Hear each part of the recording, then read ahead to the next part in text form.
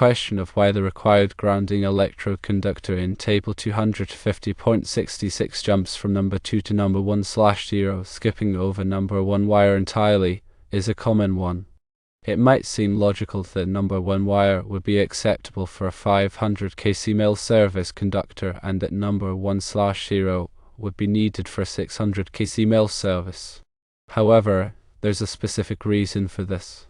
It's related to the ampacity, or current carrying capacity, of the grounding electrode conductor. The size and material of the grounding electrode conductor determine its ampacity.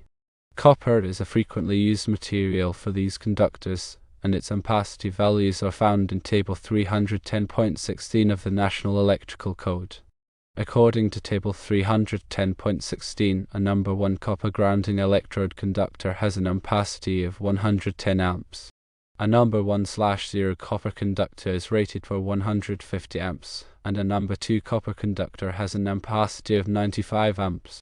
The National Electrical Code, or NEC, mandates that the grounding electrode conductor's ampacity must be equal to or greater than the ampacity of the largest ungrounded service conductor. This means if your service conductor is number 1/0 or larger, the grounding electrode conductor must also be at least number 1/0. Consider a 500 kc mil service conductor. It has an ampacity of 200 amps. Consequently, the grounding electrode conductor needs to have an ampacity of at least 200 amps. Looking at copper conductors, only number 1/0 and larger meet this requirement. Therefore, number 1/0 is the minimum acceptable grounding electrode conductor size for a 500 kc mil service conductor. It's important to understand that the NEC doesn't require the grounding electrode conductor to be the same size as the service conductor. It can be smaller, provided its ampacity is equal to or exceeds that of the service conductor. Let's consider a 600 kc mil service conductor. Its ampacity is 250 amps. Therefore, the grounding electrode conductor must have an ampacity of at least 250 amps. The next size up is larger than number 1/0. The information provided seems to have a typo at the very end.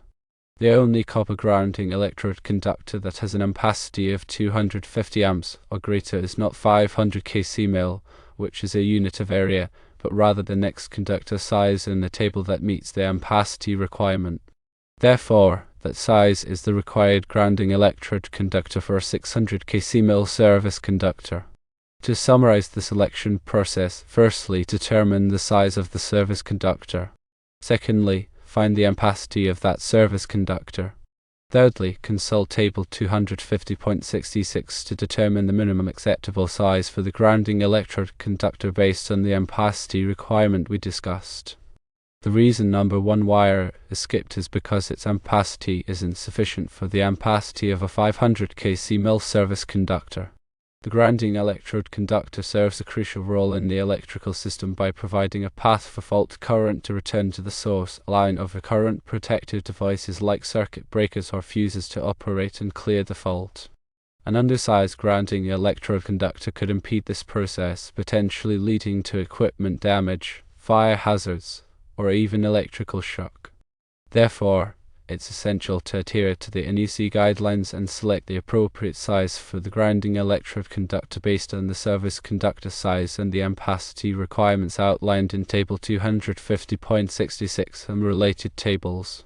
Consulting the NEC directly and working with a qualified electrician are essential steps in ensuring a safe and compliant electrical installation.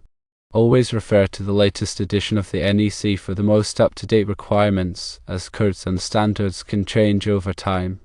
The information presented here is intended for educational purposes and should not be considered a substitute for professional electrical advice.